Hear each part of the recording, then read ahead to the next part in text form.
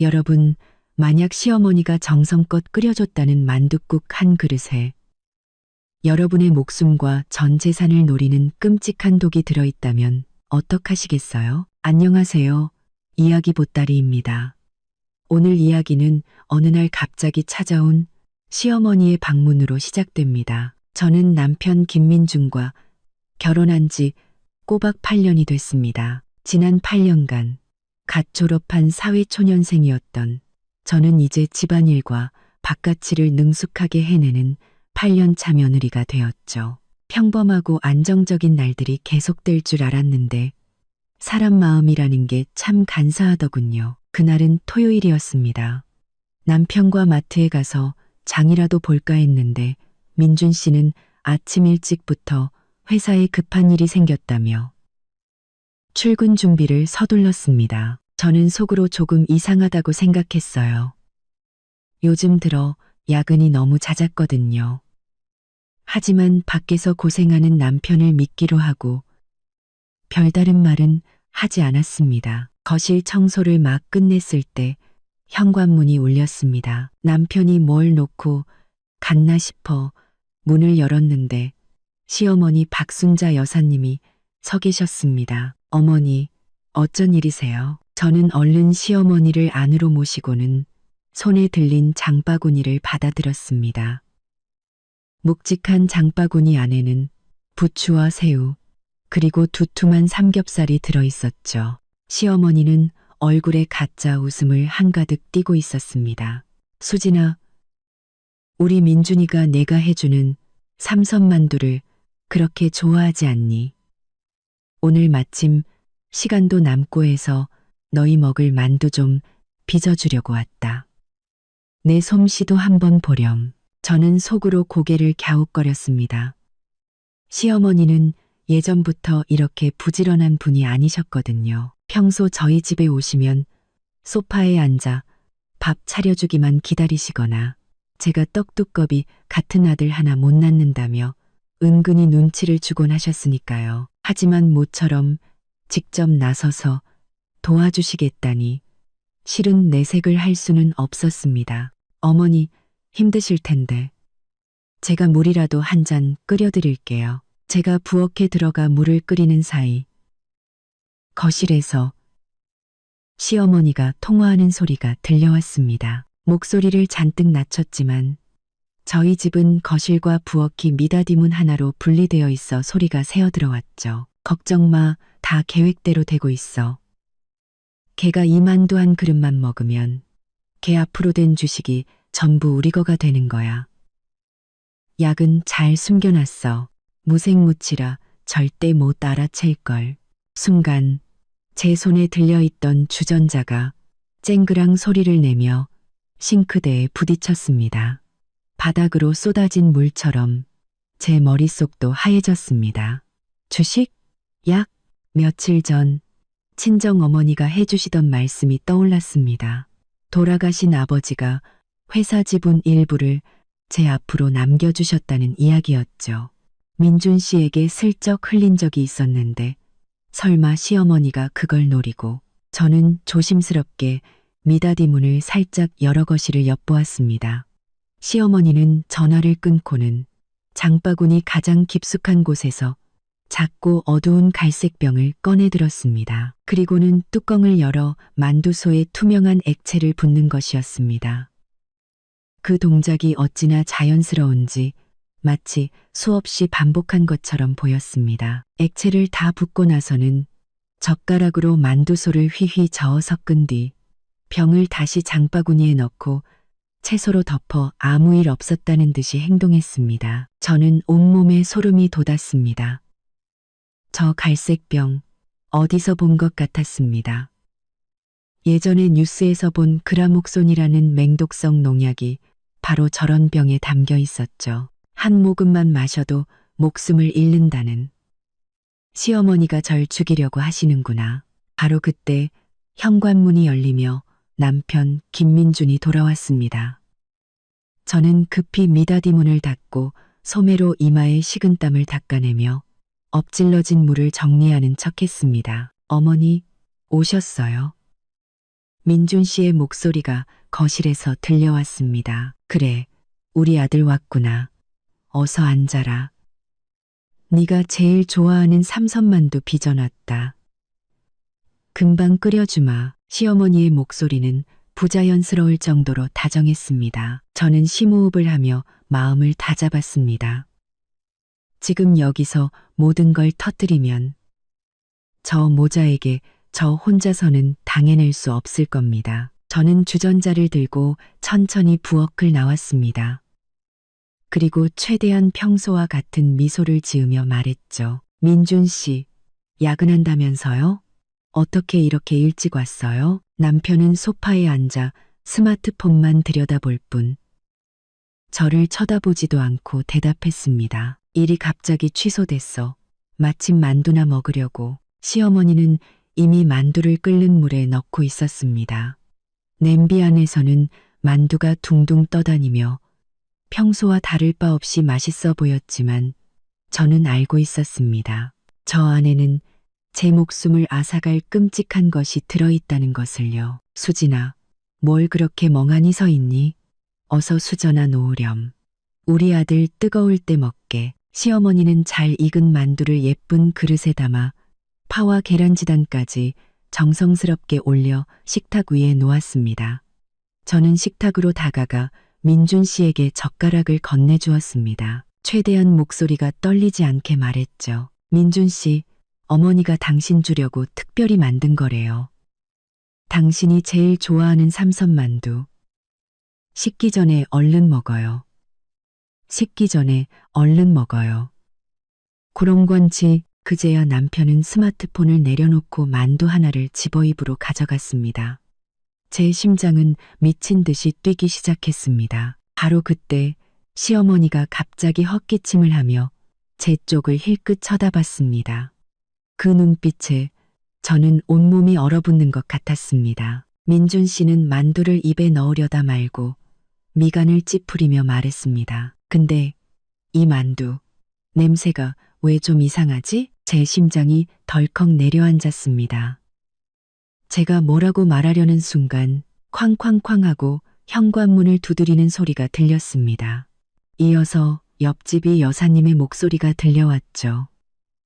수진 씨 집에 있어요? 우리 집 간장이 똑 떨어져서 그런데 조금만 빌려줄 수 있을까? 저는 구세주를 만난 것처럼 서둘러 대답했습니다. 네, 이 여사님. 잠깐만요. 저는 빠른 걸음으로 현관으로 가 이 여사님의 간장병을 받아들고 부엌으로 향했습니다. 간장을 따라드리고 다시 식탁으로 돌아왔을 때 저는 제 눈을 의심했습니다. 민준 씨가 이미 만두 2개를 먹어치운 뒤였습니다. 시어머니는 그 옆에서 만족스러운 미소를 짓고 있었죠. 제 심장이 차갑게 식었습니다. 설마 제가 오해한 걸까요? 하지만 분명히 만두소에 무언가를 넣는 걸 봤는데 아들, 맛있니? 엄마 솜씨 괜찮지? 시어머니가 웃으며 물었습니다. 김민주는 고개를 끄덕이며 만두 하나를 더 집어들었습니다. 괜찮네요. 아까는 냄새를 잘못 맡았나 봐요. 먹으니까 맛있네. 괜찮네요. 저는 그 자리에 서서 두 모자를 바라보았습니다. 등골이 오싹했습니다. 이 만두 한 그릇에 담긴 것은 단순히 만두소가 아니었습니다. 덜이 패떼이 등골이 뽀떼이 둥둥 저들 모자의 끔찍한 탐욕이었죠. 그리고 앞으로 제가 마주해야 할 것은 보이지 않는 칼날이 오가는 전쟁이라는 것을 직감했습니다. 옆집이 여사님은 간장병을 받아들고 가면서 제게 몇 마디 말을 건넸습니다. 수진 씨, 오늘 시어머님 기분이 좋아 보이시네. 직접 만두까지 빚어주시고 정말 보기 드문 일이야. 저는 억지로 웃으며 고개를 끄덕였지만 마음속에는 무거운 돌덩이가 얹힌 듯 숨쉬기조차 힘들었습니다. 이 여사님의 발소리가 멀어지고 나서야 저는 천천히 몸을 돌려 식탁으로 돌아갔습니다. 그때 김민주는 만두를 입에 넣고 씹으면서도 눈은 스마트폰 화면에 고정되어 있었습니다. 시어머니는 빈 그릇을 들고 있었지만 시선은 계속해서 남편의 만두 그릇을 향해 있었죠. 그 눈빛에 담긴 기대감이 너무나도 선명해서 저는 소름이 돋았습니다. 저는 서둘러 제 자리에 앉아 죽을 뜨는 척하며 두 사람의 대화에 귀를 기울였습니다. 아들, 천천히 먹어. 아무도 안 뺏어 먹는다. 시어머니가 다시 입을 열었습니다. 그 목소리에는 제가 한 번도 들어보지 못한 다정함이 묻어 있었습니다. 이 새우, 오늘 아침에 시장 가서 직접 고른 거야. 펄펄 뛰는 걸로. 네가 어릴 때부터 이걸 참 좋아했지. 김민주는 음하고 대답하며 고개도 들지 않은 채 만두 하나를 더 집어들었습니다. 그런데 두어 번 씹던 그가 갑자기 동작을 멈췄습니다. 그는 미간을 찌푸리며 입안에 만두를 삼키고는 옆에 있던 물컵을 들어 물을 한가득 마셨습니다. 그리고는 그릇에 남은 만두를 보며 말했습니다. 어머니, 오늘 만두소 맛이 좀 이상한데요? 제 손에 들려있던 숟가락이 쨍하는 소리를 내며 그릇에 부딪혔습니다. 심장이 목구멍까지 차오르는 것 같았죠. 시어머니의 얼굴도 순간 굳었지만 금세 표정을 바꾸고는 젓가락으로 만두 하나를 집어 자기 입에 넣었습니다. 뭐가 이상해. 난 맛있기만 한데. 네가 아침에 뭐 자극적인 거라도 먹었니? 맛이 섞였나 보지. 김민주는 젓가락을 내려놓고 만두 하나를 집어 코에 가까이 가져가 냄새를 맡았습니다. 뭐라고 딱 꼬집어 말은 못하겠는데 좀 쓴맛이 나는 것 같아요. 예전에 수진이가 해줬던 맛이랑은 달라요. 그는 그렇게 말하며 저를 쳐다보았습니다. 저는 얼른 죽 그릇을 내려놓고 그의 말에 맞장구를 쳤습니다. 아마 어머니가 넣으신 양념이 저랑 좀 다른가 봐요. 어머니, 혹시 뭐 특별한 거라도 넣으셨어요? 저는 일부러 특별한이라는 단어에 힘을 주어 시어머니의 반응을 살폈습니다. 시어머니의 손이 순간 멈칫하더니 그녀는 다급하게 말했습니다. 아니, 그냥 보통 쓰는 소금이랑 조미료만 넣었어. 아마 부추가 좀 억셌나 보다. 내가 살 때 잘 못 봤나 봐. 그녀는 그렇게 말하며 김민준의 그릇에 남은 만두를 그에게 밀어주었습니다. 괜찮아. 좀 억세도 먹을 만해. 얼른 먹어. 식으면 더 맛없어진다. 김민주는 잠시 망설이다가 다시 젓가락을 들었습니다. 하지만 그가 만두를 집으려는 순간 또다시 쾅쾅쾅 하는 급한 노크 소리가 들려왔습니다. 아까 이 여사님보다 훨씬 더 급한 소리였죠. 시어머니의 몸이 눈에 띄게 굳었고 김민준도 젓가락을 내려놓으며 미간을 찌푸렸습니다. 누구야? 왜 저렇게 급하게 두드려? 저는 속으로 안도의 한숨을 쉬며 자리에서 일어났습니다. 제가 나가볼게요. 현관문 고양이 눈으로 밖을 보니 아래층에 사시는 박 할아버지였습니다. 손에는 수도관을 들고 무척이나 급해 보이셨죠. 저는 문을 열고 웃으며 말했습니다. 어르신, 무슨 일 있으세요? 박 할아버지는 다급한 얼굴로 말했습니다. 수진 씨, 댁에도 물이 안 나와요? 내가 화초에 물 주려고 수도를 틀었는데 물이 한 방울도 안 나와서 댁도 그런가 해서. 단수? 저는 잠시 멍하니 있다가 부엌으로 수도꼭지를 틀어보았습니다. 정말로 물이 나오지 않았습니다. 저는 박 할아버지에게 말했습니다. 정말 단수네요. 아마 관리사무소에서 수리 중인가 봐요. 너무 걱정 마세요. 제가 전화해서 물어볼게요. 박 할아버지는 고개를 끄덕이고는 몇 마디 더 나누다가 수도관을 들고 돌아가셨습니다. 제가 문을 닫고 식당으로 돌아오니 시어머니가 김민준의 그릇에 남은 만두를 재빨리 밀폐 용기에 담고 있었습니다. 김민준은 그 옆에 서서 스마트폰으로 무언가를 검색하고 있었죠. 왜 갑자기 단수가 됐지? 저는 일부러 물으며 시어머니 옆으로 다가갔습니다. 어머니, 만두는 왜 담으세요? 민준 씨 아직 다 안 먹었는데 시어머니는 손을 멈칫하더니 말했습니다. 물이 안 나오니 새로 끓일 수도 없고 남은 건 냉장고에 넣어뒀다가 저녁에 민준이 오면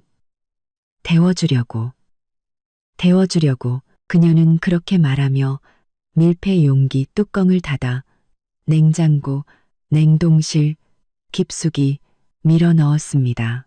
마치 누가 볼까 두려운 사람처럼요. 그때 김민준이 스마트폰을 내려놓으며 말했습니다. 찾아보니까 관리사무소에서 수도관이 터졌대. 오후나 돼야 고쳐진대요. 어머니, 저 그냥 안 먹을래요. 회사에 일이 있어서 가봐야 해요. 그는 그렇게 말하며 외투를 챙겨 입었습니다. 시어머니가 다급하게 말했습니다. 더 먹지 않고? 아직 몇 개 남았는데 안 먹어요. 입맛이 없네. 김민주는 손을 내젓고는 저를 보며 말했습니다. 수진아, 집에 잘 있어. 단수됐으니까 물 좀 받아놓고. 저는 고개를 끄덕였습니다. 알았어요. 조심해서 가요. 김민준이 나가는 것을 보고 나서야 저는 마음속의 돌덩이가 잠시 내려앉는 것을 느꼈습니다. 하지만 곧이어 불안감이 밀려왔습니다. 김민준이 다 먹지는 않았지만 그래도 몇 개는 먹었지 않습니까? 만약 그 약이 정말 독이라면 그에게 무슨 일이 생기는 건 아닐까? 하지만 이내 생각을 고쳐먹었습니다. 이건 저들 모자가 스스로 자초한 일. 무슨 일이 생겨도 자업자득입니다. 김민준이 떠나자 시어머니도 안절부절 못하며 말했습니다. 수진아, 단수돼서 밥도 못할 테니 나도 이제 집에 가볼게. 저녁에 다시 와서 볼게. 그녀는 자신의 장바구니를 들고 서둘러 떠나려 했습니다. 저는 그녀를 붙잡고 싶었습니다. 다른 증거를 더 찾아낼 수 있을지도 모르니까요. 어머니, 좀 더 앉아 계시지 그러세요. 금방 물이 나올지도 모르잖아요. 하지만 시어머니는 뒤도 돌아보지 않고 말했습니다. 아니야, 나도 집에 일이 있어서. 그녀는 평소보다 더 세게 문을 닫고 떠나버렸습니다. 그녀가 떠나자마자 저는 부엌으로 달려가 냉장고를 열고 만두가 담긴 밀폐 용기를 꺼냈습니다. 통통하고 하얀 만두들을 보니 두려움과 분노가 동시에 치밀어 올랐습니다. 저는 스마트폰으로 만두 사진을 여러 장 찍어두었습니다. 그리고는 냉장고 가장 아래 칸 서랍을 열어 그 갈색 병을 찾기 시작했습니다. 시어머니가 장바구니를 가져갔지만 혹시 다른 것을 숨겨뒀을지도 모른다는 생각이 들었기 때문입니다. 서랍 안에는 온갖 양념병과 비닐봉지가 어지럽게 널려 있었습니다. 한참을 뒤지던 중 딱딱한 무언가가 손에 잡혔습니다. 꺼내보니 바로 그 갈색 병이었습니다. 아까 장바구니에서 봤던 것과 똑같았죠. 병에는 아무런 라벨도 붙어 있지 않았습니다. 뚜껑을 열어 냄새를 맡으니 코를 찌르는 냄새가 확 풍겨왔습니다. 예전에 시골에서 아버지를 도와 농약을 뿌릴 때 맡았던 냄새와 아주 비슷했습니다. 저는 서둘러 뚜껑을 닫고 비닐봉지에 병을 싸서 제 방 옷장 가장 깊숙한 서랍에 숨겼습니다. 그리고는 두꺼운 옷가지들로 덮어두었죠. 저는 스마트폰을 꺼내 갈색 병, 코를 찌르는 농약이라고 검색했습니다. 곧바로 그라목손에 대한 정보가 화면에 나타났습니다. 화면에 적힌 맹독성, 해독제 없음, 치사량 5, 15ml, 비가역적인 폐섬유화 유발, 중독자는 의식이 있는 상태에서 서서히 질식사라는 문구들을 보자 제 온몸에 털이 곤두섰습니다. 박순자 여사는 정말로 저를 죽이려 했던 것입니다. 단지 제 명의로 된 주식 때문에. 그리고 김민준, 그가 만두가 쓰다고 말한 것은 정말 맛을 느꼈기 때문일까요? 아니면 일부러 그런 척 연기한 걸까요? 그는 분명 이 모든 사실을 알고 있었을 겁니다. 그렇지 않고서야 시어머니가 어떻게 이렇게 대담하게 만두의 독을 탈 수 있었을까요? 저들 모자는 처음부터 공모했던 것입니다. 저는 침대가에 앉아 스마트폰을 든 채 눈물을 흘렸습니다. 결혼 8년, 저는 진심으로 그들에게 잘했습니다. 김민준이 창업할 때는 아버지가 남겨주신 돈을 모두 그에게 주었고, 시어머니가 아플 때는 대소변까지 받아내며 간호했습니다. 집안일은 한 번도 그들 모자에 손을 빌린 적이 없었습니다. 그런데 결국 돌아온 것은 제 목숨을 노리는 배신이었습니다. 단지 제 주식 때문에 안 돼, 이대로 당할 수는 없어. 저는 눈물을 닦고 마음을 굳게 먹었습니다. 김민준이 그 여자와 정말 관계가 있는지, 그들이 처음부터 내 주식을 빼앗으려고 계획했는지 모든 것을 밝혀내야만 합니다. 저는 옷을 갈아입고 스마트폰과 지갑만 챙겨 집을 나섰습니다. 먼저 김민준의 회사로 가 그가 정말 출근했는지 아니면 그 여자를 만나러 갔는지 확인해 보기로 했습니다. 아파트 단지 입구에 다다랐을 때 길가에 세워진 김민준의 차가 보였습니다. 그는 차를 몰고 가지 않고 차에 기댄 채 스마트폰으로 통화하며 웃고 있었습니다. 저런 미소는 우리가 연애를 막 시작했을 때나 볼 수 있었던 것이었습니다. 결혼 후 특히 최근 몇 년간은 단 한 번도 본 적이 없는 미소였죠. 저는 서둘러 옆에 있는 나무 뒤로 숨어 스마트폰의 녹음 기능을 켜고 조용히 그를 향해 겨눴습니다. 유나야, 너무 조급해하지 마. 나 금방 끝나. 너랑 우리 아기 주려고 네가 좋아하는 딸기 케이크도 사놨어. 곧 갈게. 유나? 아기? 제 심장이 쿵 하고 내려앉았습니다. 이 유나라는 여자는 분명 김민준의 회사 동료인 최유나일 것입니다. 예전부터 회사 사람들이 김민준과 최유나가 유난히 가깝게 지낸다고 수군거렸습니다. 제가 김민준에게 물었을 때 그는 그저 평범한 동료 사이라며 제가 쓸데없는 상상을 한다고 화를 냈었죠. 이제 보니 평범한 동료가 아니라 아이까지 있는 사이였던 겁니다. 김민준은 전화를 끊고 차를 몰고 떠났습니다. 저는 급히 택시를 잡아 세우고 기사님께 말했습니다. 기사님, 죄송하지만 앞에 가는 저 검은색 세단 좀 따라가 주세요. 너무 가깝게는 말고요.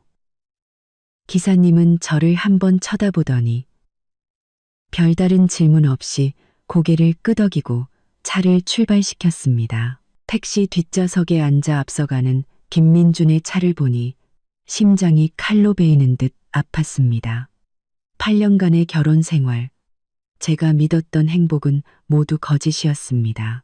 그는 바람을 피운 것도 모자라 아이까지 낳았고, 이제는 자신의 어머니와 함께 저를 죽이고 제 주식을 빼앗으려 하고 있었습니다. 저는 주먹을 꽉 쥐었습니다. 손톱이 살을 파고들었지만 아무런 고통도 느껴지지 않았습니다. 저는 스스로에게 다짐했습니다. 이수진, 울지 마. 강해져야 해. 증거를 모아서 저들 모자에게 죗값을 치르게 해야 해.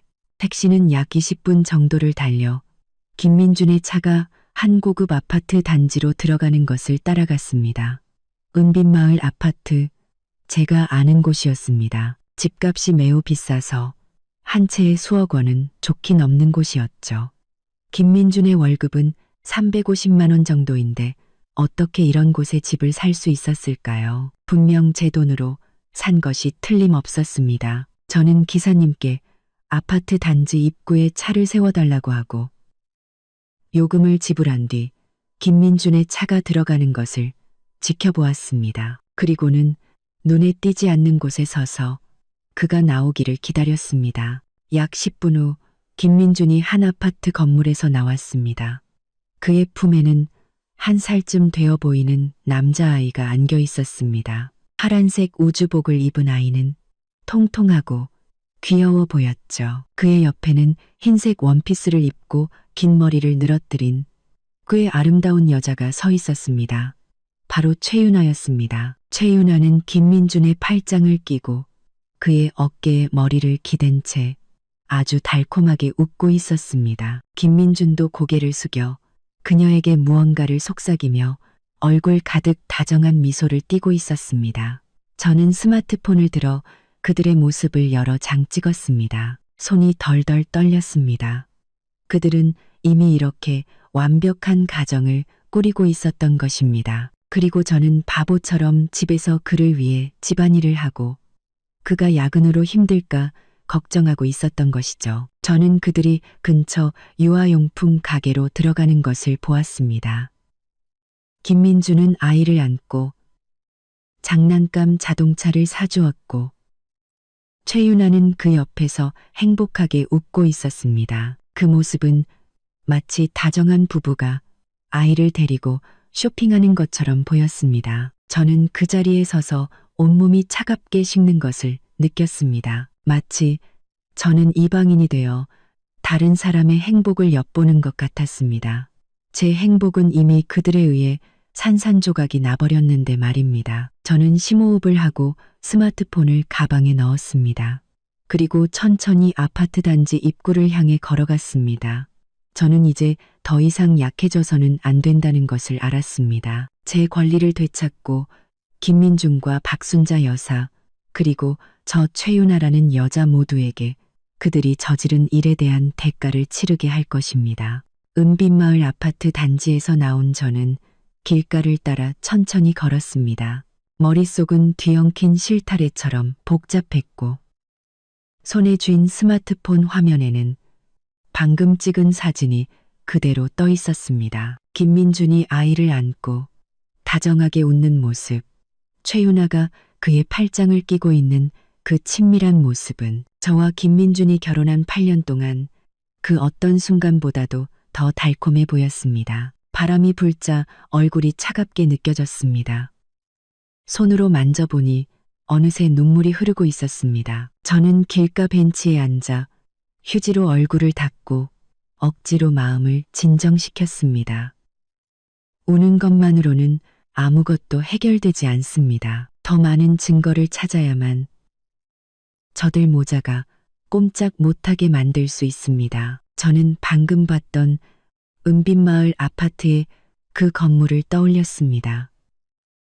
김민중과 최윤아는 분명 그곳에 살고 있을 것입니다. 만약 그 집이 김민준이 산 것인지 확인할 수 있다면 그가 제 돈을 썼다는 증거가 될 수 있습니다. 저는 스마트폰으로 은빛마을 아파트 근처의 부동산 중개소를 검색했습니다. 마침 멀지 않은 곳에 안심 부동산이라는 곳이 있었습니다. 저는 자리에서 일어나 택시를 타고 그곳으로 향하며 어떻게 말을 꺼낼지 머릿속으로 정리했습니다. 중개소에 들어서자 양복을 입은 젊은 직원이 저를 반갑게 맞았습니다. 어머님, 집 보러 오셨어요? 매매 알아보시나요? 아니면 전세 알아보시나요? 저는 웃으며 고개를 끄덕였습니다. 총각, 은빛마을 아파트 좀 보려고요. 아들이 이 근처에서 일하는데 좀 더 큰 집을 사주려고요. 나중에 손주 낳으면 편하게 살라고. 젊은 직원의 눈이 반짝 빛났습니다. 그는 서둘러 제게 물 한 잔을 따라주며 말했습니다. 어머님, 정말 자상하시네요. 은빛마을 아파트. 저희가 가진 매물이 몇 개 있습니다. 원하시는 평수나 예산이 어느 정도 되시나요? 저는 물컵을 받아들고 잠시 생각하는 척했습니다. 한 30평대 후반 정도면 좋겠고, 예산은 뭐 집만 좋으면 조금 더 쓸 수도 있고. 저는 말을 이어갔습니다. 아, 맞다. 내 친구도 은빛마을 아파트에 사는 것 같던데. 이름이 김민준인데. 혹시 알아요? 한 1년 전쯤에 집을 샀다고 하던데. 혹시 어느 동에 사는지 알면 나중에 오가며 인사라도 하려고요. 젊은 직원은 김민준이라는 이름을 듣고 잠시 멈칫하더니 머리를 극적이며 말했습니다.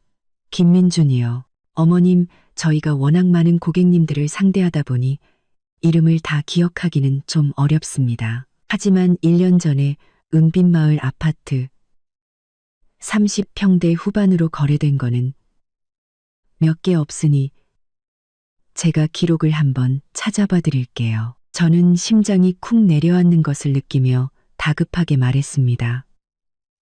그래주면 정말 고맙지. 그 친구가 워낙 바빠서 내가 자꾸 연락하기도 미안해서 말이야. 이왕이면 그 친구 근처로 집을 사면 나중에 손주라도 봐줄 수 있고 좋잖아. 저는 일부러 손주 이야기를 꺼내 직원의 반응을 살폈습니다. 젊은 직원은 컴퓨터를 한참 들여다보더니 갑자기 고개를 들었습니다. 어머님, 정말로 김민준이라는 고객님이 계시네요. 작년 3월에 은빛마을 아파트 38평을 구매하셨어요. 3동 18102호고요. 전액 현금으로 구매하셨네요. 전액 현금. 제 심장이 덜컥 내려앉았습니다. 작년 3월은 아버지가 돌아가신 후 제 명의의 주식을 현금으로 바꿔 김민준과 제 공동명의 계좌로 옮겼던 바로 그 시점이었습니다. 그때 그는 회사 자금이 급하게 필요하다고 했고 저는 별 의심 없이 돈을 옮겨주었습니다. 이제 보니 그는 그 돈으로 최윤아에게 집을 사준 것이었습니다. 저는 치밀어 오르는 분노를 억누르고 놀란 척하며 말했습니다. 어머나, 그렇게 대단해? 전액 현금으로? 내 친구가 평소에는 그렇게 검소해 보이더니 돈이 많았나 보네. 아, 그럼 그 집은 그 친구 명의로 되어 있는 건가? 젊은 직원은 잠시 망설이다가 손을 비비며 말했습니다. 어머님, 원래 고객 정보는 함부로 알려드리면 안 되는데요. 친구분이시라니 말씀드리는 건데 명의는 최윤아라는 여성분 앞으로 되어 있습니다. 그때 김민준 씨가 돈을 내면서 약혼녀에게 사주는 집이라고 하셨거든요. 약혼녀? 저는 손에 든 물컵을 던져버릴 뻔했습니다. 저와 이혼도 하지 않은 상태에서 다른 여자를 약혼녀라 칭하며 집까지 사주다니. 저는 심호흡을 하고 젊은 직원에게 웃으며 말했습니다. 총각, 정말 고마워요. 잘 알았어요. 그럼 은빛마을 아파트 매물 자료 좀 볼 수 있을까요? 집에 가서 남편이랑 상의 좀 해보게요. 젊은 직원은 서둘러 자료를 제게 건넸고 저는 대충 훑어보며 관심 있는 척 몇 가지 질문을 한 뒤 집에 일이 있다는 핑계를 대고 중개소를 나왔습니다. 중개소 문을 나서자 저는 더 이상 참을 수 없었습니다. 사람이 없는 골목으로 들어가 주저앉아 울기 시작했습니다. 그 돈은 아버지가 남겨주신 제 마지막 유산이었습니다. 나중에 노후 자금으로 쓰거나 아이가 생기면 아이를 위해 쓰려고 했던 돈이었습니다. 그런데 김민주는 그 돈으로 자기 내연녀에게 집을 사주고 저에게는 회사 자금이 필요하다고 거짓말을 했던 것입니다. 한 10분쯤 울었을까요? 저는 눈물을 닦고 일어섰습니다. 마음속의 분노가 점점 더 커져갔습니다. 이대로 끝낼 수는 없습니다. 집뿐만 아니라 그는 분명 최윤아에게 몰래 더 많은 돈을 줬을 것입니다. 저는 김민준과 저의 공동명의 계좌를 떠올렸습니다. 평소에 그가 관리했고 저는 거래 내역을 거의 본 적이 없었습니다. 지금 당장 확인해야만 합니다. 저는 택시를 타고 집으로 돌아왔습니다. 돌아오는 내내 만약 김민준이 최윤아에게 돈을 보낸 기록을 찾는다면 어떻게 해야 할지 생각했습니다. 집에 도착하자마자 저는 컴퓨터를 켜고 공동명의 계좌에 인터넷 뱅킹에 접속했습니다. 비밀번호를 입력하는 손이 덜덜 떨렸습니다. 보고 싶지 않은 것을 보게 될까 두려우면서도 하루빨리 진실을 확인하고 싶었습니다. 로그인 후 저는 계좌 거래 내역을 클릭하고 작년 3월부터 내역을 훑어보기 시작했습니다. 보지 말았어야 했습니다. 보면 볼수록 기가 막혔습니다. 작년 3월 15일 은빛마을 아파트 건설사로 5억 5천만 원이 이체된 기록이 있었습니다. 아파트 구매 대금이라는 메모와 함께요. 3월 20일에는 최윤아에게 9천만 원이 이체되었고 메모는 생활비였습니다. 그 후로 매달 10일에는 최윤아에게 300만 원씩 이체된 기록이 있었습니다. 메모는 생활비이거나 아이 분유값이었죠. 저는 이체 기록들을 보며 또다시 눈물을 흘렸습니다. 작년 3월 20일은 제가 저혈당으로 쓰러져 병원에서 검사를 받던 날이었습니다. 그때 김민주는 일이 바쁘다며 30분만 제 곁에 있다가 떠났습니다. 알고 보니 최윤아에게 돈을 보내주기 위해 급하게 떠났던 것입니다. 그리고 매달 300만 원, 우리 집 생활비는 한 달에 100만 원도 채 되지 않았는데 그는 최윤아에게 저보다 더 많은 돈을 주고 있었습니다. 저는 이 모든 이체 기록을 캡처해서 저장하고 한 부를 인쇄하여 제 방 금고에 넣어두었습니다. 이 모든 일을 마치고 나니 온몸에 힘이 빠져 의자에 주저앉았습니다. 8년간의 결혼 생활은 대체 무엇이었을까요? 저는 바보처럼 김민준에게 속아 넘어갔습니다. 그는 제 돈으로 내연녀와 사생아를 키우면서 동시에 그의 어머니와 공모하여 저를 죽이고 남은 주식마저 빼앗으려 했던 것입니다. 바로 그때 초인종이 울렸습니다. 저는 깜짝 놀라 서둘러 인쇄한 이체 기록을 숨기고 현관문으로 다가가 고양이 눈으로 밖을 보았습니다. 시어머니 박순자 여사였습니다. 손에는 보온병을 들고 있었습니다. 또 무슨 꿍꿍이일까요? 저는 심호흡을 하고 아무 일 없는 창문을 열었습니다. 어머니, 또 어쩐 일이세요? 시어머니는 얼굴 가득 웃음을 띠고 제게 보온병을 건넸습니다. 수진아, 아까 집에 가다가 생각해보니 너희 집 단수돼서 밥도 못 챙겨 먹었을 것 같아서 몸보신하라고 닭곰탕 좀 끓여왔다. 저는 보온병을 받아들였습니다. 묵직한 무게감과 달리 제 마음은 얼음장처럼 차가웠습니다. 아침에는 만두에 독을 타서 저를 죽이려 하더니 이제 와서 닭곰탕을 끓여주는 척하다니 분명 좋은 의도가 아닐 것입니다. 저는 웃으며 말했습니다. 어머니, 정말 감사해요. 신경 써주셔서. 시어머니는 집 안으로 들어와 사방을 둘러보더니 물었습니다. 민준이는 아직 안 들어왔니? 네, 회사 일이 바빠서 늦는데요. 저는 보온병을 식탁 위에 올려두고 일부러 열지 않았습니다. 시어머니는 식탁 옆으로 다가와 보온병을 쳐다보며 말했습니다. 수진아, 어서 열어서 한 그릇 먹어보렴. 방금 끓여서 뜨끈뜨끈해.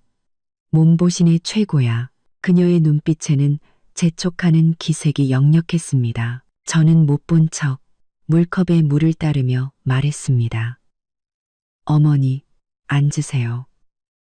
제가 물 한 잔 드릴게요. 저는 지금 배가 안 고파서 닭곰탕은 이따 먹을게요. 시어머니는 앉지 않고 제 옆으로 다가와 목소리를 낮춰 말했습니다. 수진아, 내가 너한테 할 말이 있는데 너랑 민준이랑 결혼한 지 저머 오래됐는데 아직 아이가 없어서 너도 속상하지?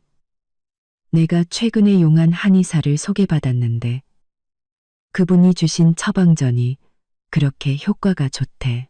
몸을 보양하는데 최고라는데 너도 한번 먹어볼래? 저는 속으로 비웃었습니다. 또 무슨 꿍꿍이일까요? 저는 망설이는 척하며 말했습니다. 한의사요? 믿을 만한가요? 저도 예전에 병원 많이 다녀봤는데 별 효과가 없어서. 시어머니는 다급하게 말했습니다. 믿을 만하고 말고. 내 친구 며느리가 바로 그분 약 먹고 임신했어. 내가 이미 약을 지어놨으니 내일 가져다 줄게. 아침 저녁으로 한 번씩만 먹으면 틀림없이 임신할 수 있을 거야. 그녀는 그렇게 말하며 제 배를 힐끗 쳐다보았습니다. 그 눈빛은 아침에 부엌에서 저를 볼 때와 똑같이 온통 계산적인 속셈으로 가득 차 있었습니다. 저는 이제야 깨달았습니다. 그녀는 약에 무언가를 타려는 것입니다. 아침에 만두가 실패하자 이제는 약으로 저를 해치려는 것입니다. 저는 웃으며 고개를 끄덕였습니다. 어머니, 정말 감사해요. 신경 써주셔서. 하지만 제가 요즘 위가 좀 안 좋아서 약은 나중에 먹을게요. 시어머니의 얼굴이 순간 굳어지더니 다시 웃으며 말했습니다. 그래, 그럼 몸조리 잘하고 너무 무리하지 마라. 나도 일이 있어서 이만 가볼게. 닭곰탕은 꼭 챙겨 먹어. 그녀는 그렇게 말하고 문을 열고 떠났습니다.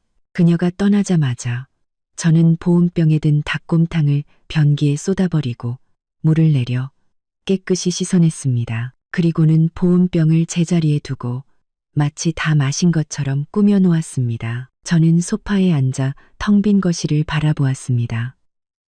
마음속의 결심이 더욱 굳어졌습니다.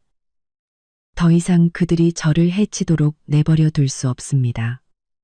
암속의 결심이 더욱 굳어졌습니다. 제가 먼저 나서서 그들이 저지른 일에 대한 대가를 치르게 해야 합니다. 저는 스마트폰을 꺼내 주소록에서 강태식이라는 이름을 찾았습니다. 강태식 씨는 돌아가신 아버지의 부하 직원이었고 지금은 탐정사무소를 운영하고 있었습니다. 매우 믿을 만한 분이었죠. 저는 그의 번호를 눌렀습니다. 수진 아가씨, 웬일이세요? 강태식 씨의 목소리는 무척이나 반가워 보였습니다. 저는 심호흡을 하고 말했습니다. 강 실장님, 부탁드릴 일이 있어서요. 혹시 사람 좀 알아봐 주실 수 있나요? 한 명은 김민준, 제 남편이고요. 다른 한 명은 최유나라는 여자예요. 두 사람이 바람을 피우는 것 같은데 아이도 있는 것 같아요. 그들에 대해 더 자세히 알고 싶어요. 예를 들면 그 아이의 출생증명서나 김민준이 몰래 재산을 빼돌린 게 있는지 같은 것들이요. 강태식 씨는 잠시 침묵하더니 말했습니다. 아가씨, 너무 걱정 마세요. 제가 알아봐 드리겠습니다. 김민준 씨와 최유나 씨의 주민등록번호, 직장, 그리고 그 아이의 대략적인 나이 같은 기본 정보를 제게 보내주세요. 최대한 빨리 소식 전해드리겠습니다. 비용은 걱정 마세요. 돌아가신 회장님을 생각해서 저렴하게 해드리겠습니다. 정말 감사해요. 강 실장님. 지금 바로 정보 보내드릴게요. 꼭 최대한 빨리 부탁드려요. 그들이 또 무슨 짓을 할지 몰라서요. 전화를 끊고 저는 김민준과 최유나의 정보를 정리해서 그에게 보냈습니다. 스마트폰 화면을 보니 마음이 조금은 놓였습니다. 강태식 씨의 도움이라면 분명 더 많은 증거를 찾을 수 있을 것입니다. 저는 일어나 베란다로 나가 창밖의 분주한 거리를 바라보았습니다. 예전에는 안정적인 가정이 있으면 그것으로 족하다고 생각했습니다. 하지만 이제야 알았습니다. 사람의 마음은 험악해서 내가 남을 해치지 않아도 남이 나를 해치려 든다는 것을요. 강태식 실장님과의 통화를 마친 뒤 저는 소파에 앉아 한참을 멍하니 있었습니다. 창밖의 하늘은 점점 어두워지고 가로등이 하나둘 켜졌지만 제 마음속에는 한 줄기 빛도 보이지 않았습니다. 뱃속에서 꼬르륵 소리가 나고 나서야 제가 하루 종일 제대로 된 식사를 하지 못했다는 것을 깨달았습니다. 부엌은 단수되어 요리를 할 수 없었고 저는 서랍에서 과자를 꺼내 물과 함께 두어 조각을 먹었습니다. 몇 입 먹지 않았을 때 현관문에서 열쇠 소리가 들렸습니다. 김민준이 돌아온 것입니다. 저는 서둘러 과자를 치우고 입을 닦은 뒤 텔레비전을 보는 척했습니다. 김민준은 거실로 들어와 서류 가방을 소파에 던지고는 제 옆에 주저앉았습니다. 아, 피곤해 죽겠네. 오늘 하루 종일 야근했어. 저는 그를 쳐다보지 않고 텔레비전 화면에 시선을 고정한 채 차갑게 물었습니다. 야근? 무슨 야근을 했는데요? 김민주는 잠시 멈칫했습니다. 제가 그렇게 물을 줄은 몰랐던 모양입니다. 그는 잠시 머뭇거리다가 말했습니다. 회사 프로젝트 때문에 클라이언트가 계속 재촉해서 어쩔 수 없었어. 그는 그렇게 말하며 제 어깨를 감싸 안으려 했습니다. 저는 서둘러 옆으로 비켜 그의 손을 피했습니다. 그의 손은 허공에서 굳었고 얼굴에는 불쾌한 기색이 역력했습니다. 수진아, 왜 그래? 누가 당신 화나게 했어? 화 안 났어요. 저는 고개를 돌려 그를 쳐다보았습니다. 그냥 묻는 거예요. 오늘 은빛마을 아파트에서 재밌게 놀았냐고요. 김민준의 얼굴이 순식간에 창백해졌습니다.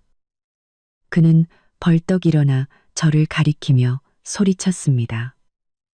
당신 날 미행했어?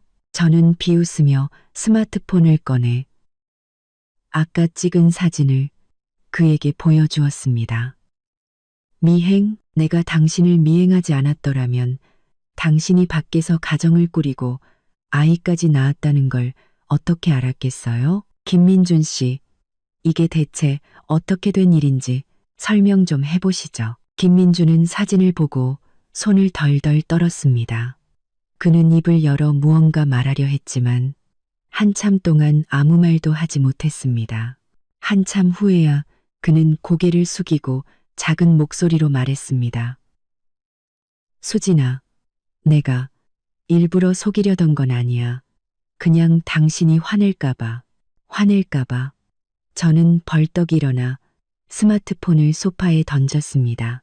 내가 화낼까봐나 몰래 바람을 피우고 내가 화낼까봐 아버지가 남겨주신 돈으로 그 여자에게 집을 사주고 내가 화낼까봐 당신 어머니랑 공모해서 만두에 독을 타서 날 죽이려 했어요. 마지막 말을 뱉는 순간 김민주는 고개를 번쩍 들고 눈을 동그랗게 떴습니다. 당신 알고 있었어? 당연히 알죠. 저는 부엌 쪽을 가리키며 말했습니다. 오늘 아침에 당신 어머니가 만두 빚으러 와서 그 안에 그라목손을 넣는 거 내가 다 봤어요. 심지어 당신이랑 통화하면서 내가 그 만두를 먹고 나면 내 주식이 전부 당신들 것이 될 거라고 말하는 것도 들었다고요. 김민진 씨, 내가 당신이랑 8년을 결혼해서 진심으로 잘해줬는데 당신은 나한테 이럴 수 있어요? 김민준의 얼굴은 점점 더 하얘졌습니다. 그는 제 앞으로 다가와 제 손을 잡으려 했습니다. 수진아, 내 말 좀 들어봐. 그건 내가 당신을 해치려던 게 아니야. 우리 어머니가 혼자서 꾸민 일이야. 난 정말 몰랐어. 몰랐다고? 저는 그의 손을 뿌리쳤습니다. 내가 바보인 줄 알아요? 그분은 당신 어머니예요. 그분이 하는 모든 일이 당신을 위한 게 아니고 당신과 그 여자의 아이를 위한 게 아니라고요?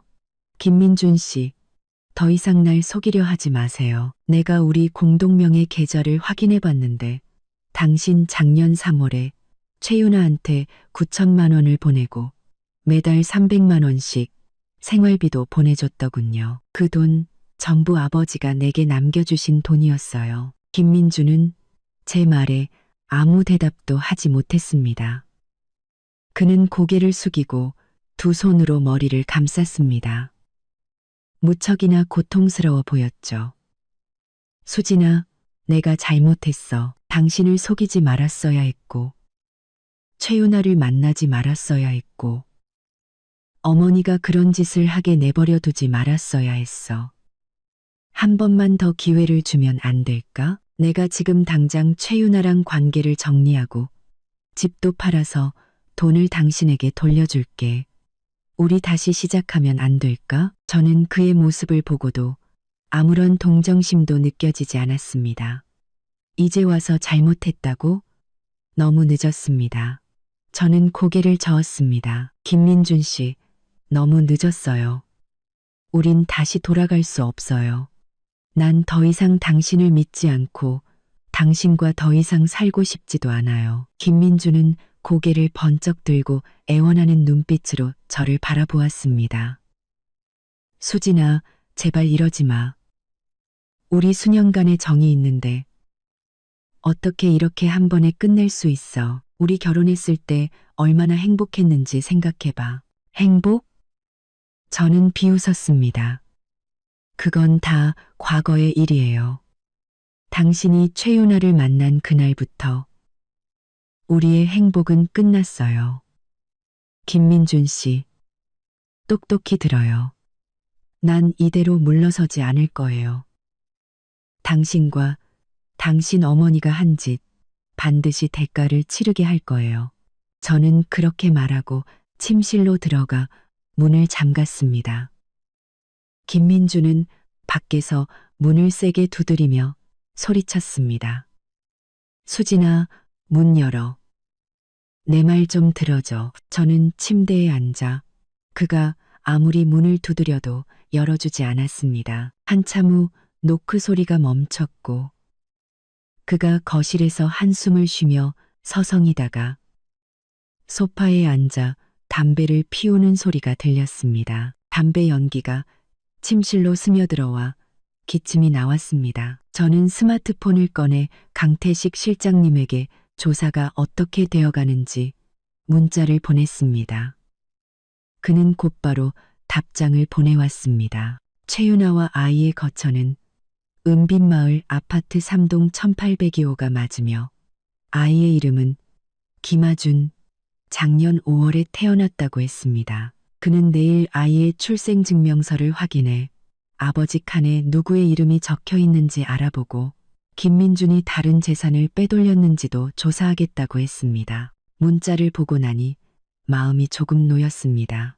아이의 출생증명서와 김민준의 재산 빼돌리기 증거만 확보하면 이혼 소송에서 그를 빈털터리로 만들 수 있을 뿐만 아니라 그와 박순자 여사에게 법적인 대가도 치르게 할 수 있을 것입니다. 다음 날 아침 제가 일어났을 때 거실에는 아무도 없었습니다.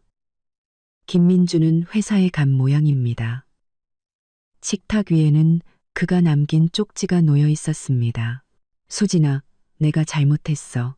최대한 빨리 최윤아랑 정리할게. 제발 한 번만 더 기회를 줘. 저는 쳐다보지도 않고 쪽지를 찢어 쓰레기통에 버렸습니다. 씻고 막 외출하려는데 초인종이 울렸습니다. 고양이 눈으로 보니 박순자 여사였습니다. 손에는 또 장바구니를 들고 있었습니다.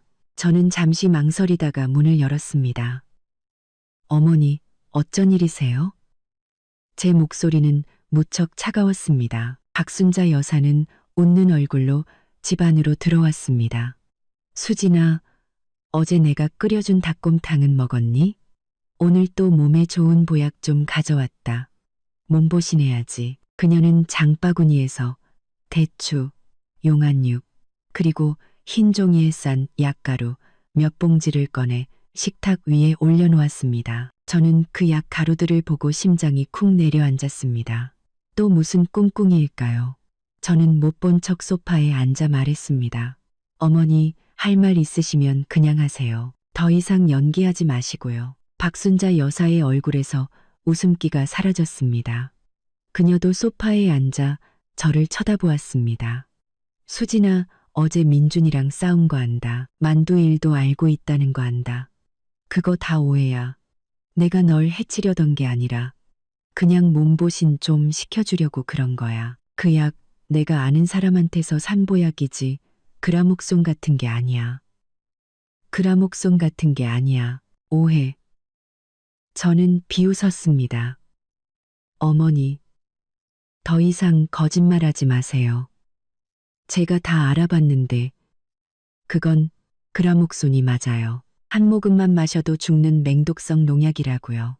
정말 저를 위했다면 만두에 그런 걸 넣지 않으셨겠죠. 어머니가 그런 짓을 한 건 제가 죽고 나면 김민준이 최윤아랑 결혼해서 그들의 아이가 제 주식을 상속받게 하려는 거잖아요. 박순자 여사의 얼굴이 변했습니다. 제가 이렇게 많이 알고 있을 줄은 몰랐던 모양입니다. 한참 후에야 그녀는 한숨을 쉬며 말했습니다. 제가 이렇게 많이 알고 있을 줄은 몰랐던 모양입니다. 수진아, 네가 다 알았으니 나도 더 이상 숨기지 않으마. 민준이랑 최윤아 일, 나도 예전부터 알고 있었어. 그 아이도 민준이 아이가 맞아. 내가 너한테 미안한 건 알지만 우리 김씨 집안 대가 끊길 수는 없잖니. 너랑 민준이랑 8년을 결혼했는데도 아이가 없으니 나도 어쩔 수 없었어. 어쩔 수 없었다고요? 저는 벌떡 일어났습니다. 어쩔 수 없으면 절 죽여도 되고 어쩔 수 없으면 저 몰래 바람을 피워도 되는 건가요? 어머니도 여자시면서 어떻게 입장을 바꿔서 생각해 보실 수 없으세요? 만약 누가 어머니께 이런 짓을 했다면 기분이 어떠셨겠어요? 박순자 여사는 고개를 숙이고 아무 말도 하지 않았습니다. 한참 후에야 그녀는 고개를 들고 애원하는 눈빛으로 말했습니다. 수진아, 내가 잘못했다. 민준이랑 공모해서 널 해치려던 거. 내가 잘못했어. 내가 나이가 많으니 이번 한 번만 용서해주면 안 되겠니? 민준이도 최윤아랑 관계를 정리하고 너희 다시 잘 살아보겠다고 하더라. 나도 앞으로는 너희 일에 절대 간섭하지 않을게. 저는 그녀의 모습을 보고도 마음이 흔들리지 않았습니다. 이제 와서 빌면 뭐합니까? 너무 늦었습니다. 저는 고개를 저었습니다. 어머니, 너무 늦었어요. 저는 김민준 씨랑 이혼하기로 결심했어요. 그리고 어머니가 절 해치려던 일 이대로 넘어가지 않을 거예요. 경찰에 신고해서 법의 심판을 받게 할 거예요. 박순자 여사는 제가 경찰에 신고하겠다는 말을 듣고는 당황했습니다. 그녀는 일어나 제 손을 잡으며 말했습니다. 수진아, 경찰에 신고하면 안 돼. 그러면 민준이 인생이 망가지고 우리 김씨 집안도 끝장이야. 제발 신고하지 마. 네가 원하는 거 다 줄게. 저는 그녀의 손을 뿌리쳤습니다. 저는 아무것도 필요 없어요. 그냥 당신들이 한 짓에 대한 대가를 치르길 바랄 뿐이에요. 어머니, 더 이상 빌지 마세요. 그냥 당신들이 한 짓에 대한 대가를 치르길 바랄 뿐이에요. 제 결심은 변하지 않으니까요. 박순자 여사는 저를 보며 절망적인 눈빛을 했습니다. 한참 후에야 그녀는 갑자기 기이하게 웃기 시작했습니다. 수진아, 네가 경찰에 신고한다고 해서 우리를 어쩔 수 있을 것 같아? 너한테는 증거가 없잖아. 누가 내 말을 믿어주겠어? 그 만두는 내가 이미 다 버렸고 그라목손 병도 내가 숨겨놨어. 네가 신고해봤자 우릴 고소할 수 없을걸. 제 심장이 쿵 내려앉았습니다. 그녀의 말이 맞았습니다. 저에게는 사진과 이체 기록뿐 그녀가 만두에 그라목손을 넣었다는 직접적인 증거가 없었습니다. 하지만 이대로 물러설 수는 없었습니다. 저는 그녀를 쳐다보며 말했습니다. 제가 증거가 없을 것 같으세요? 제가 이미 사람을 고용해서 조사하고 있어요. 조사 결과가 나오면 반드시 당신과 김민준 씨에게 대가를 치르게 할 거예요. 박순자 여사의 얼굴이 변했습니다. 제가 사람을 고용해서 조사할 줄은 몰랐던 모양입니다. 그녀는 더 이상 아무 말도 하지 않고 장바구니를 들고 현관으로 향했습니다. 문을 나서기 전 그녀는 멈춰서서 저를 돌아보며 말했습니다. 수진아, 날 너무 몰아붙이지 마. 그러지 않으면 나도 가만히 있지 않을 테니. 저는 그녀의 뒷모습을 보며 조금도 두려워하지 않았습니다. 지금의 저는 더 이상 예전에 그 나약하고 속기 쉬운 이수진이 아니었습니다. 더 이상 그들이 저를 괴롭히도록 내버려 두지 않을 것입니다. 얼마 후 제 스마트폰이 울렸습니다. 강태식 실장님이었습니다. 저는 서둘러 전화를 받았습니다. 강 실장님, 어떻게 됐어요? 뭐 알아낸 거 있으세요? 강태식 실장님의 목소리는 무척 심각했습니다. 수진 아가씨, 그 아이의 출생증명서를 확인했습니다. 아버지 칸에 김민준 씨 이름이 아니라 김영철이라는 사람의 이름이 적혀 있습니다. 김영철이요. 저는 잠시 멍했습니다. 김영철이 누구죠? 저는 그런 이름 들어본 적 없는데요. 제가 알아봤는데 김영철은 김민준 씨의 아버지, 그러니까 아가씨의 시아버님이십니다. 5년 전에 돌아가셨다고 하던데 어째서 아이의 출생증명서에 이름이 올라가 있는지 모르겠습니다. 저는 그 자리에 얼어붙었습니다. 시아버님은 5년 전에 돌아가셨는데 어떻게 아이의 아버지가 될 수 있단 말입니까? 이게 대체 어떻게 된 일일까요? 설마 그 아이는 김민준의 아이가 아니라 시아버님의 아이란 말입니까? 하지만 시아버님이 돌아가신 지 그렇게 오래됐는데 어떻게 아이가 있을 수 있죠? 저는 강태식 실장님에게 다급하게 물었습니다. 확실히 확인하신 거 맞아요? 그 아이 출생증명서에 정말 그렇게 적혀 있었어요? 확실합니다. 강태식 실장님이 말했습니다. 제가 병원 기록과 출생증명서 원본을 다 확인했습니다. 아버지 칸에는 분명히 김영철이라고 적혀 있었습니다. 강태식 실장님이 말했습니다. 그리고 제가 추가로 알아본 바에 따르면 박순자 여사가 매달 최윤아에게 돈을 보내줬는데 그 기간이 벌써 2년이 넘었습니다. 김민준 씨가 돈을 보내주기 시작한 것보다 훨씬 더 오래됐죠. 저는 소파에 앉아 머릿속이 뒤엉키는 것을 느꼈습니다. 시아버님이 돌아가신 지 5년이나 됐는데 어떻게 아이의 아버지가 될 수 있을까요? 박순자 여사는 매달 최윤아에게 돈을 보내줬고 이는 그녀가 최윤아와 아이의 일을 예전부터 알고 있었을 뿐만 아니라 처음부터 이 모든 일에 관여했을 가능성이 있다는 것을 의미했습니다. 설마 이 모든 것이 박순자 여사가 꾸민 일이란 말입니까? 그녀가 처음부터 최윤아를 시켜 아이를 낳게 하고 그 아이가 김씨 집안의 재산을 상속받게 하려고 그래서 이미 돌아가신 시아버님을 아이의 아버지로 내세운 것이란 말입니까? 그렇다면 김민주는 이 일에서 대체 어떤 역할을 한 것일까요? 그는 알고 있었을까요? 아니면 모르고 있었을까요? 저는 심호흡을 하고 강태식 실장님에게 말했습니다. 강 실장님, 죄송하지만 한 가지만 더 알아봐 주세요. 김영철 시아버님이 돌아가시기 전에 남기신 유언장이 있는지, 그리고 박순자 여사와 최윤아 사이의 다른 연락, 예를 들면 계약서나 합의서 같은 게 있었는지도요. 알겠습니다. 강태식 실장님이 말했습니다. 최대한 빨리 소식 전해드리겠습니다. 수진 아가씨, 몸 조심하세요.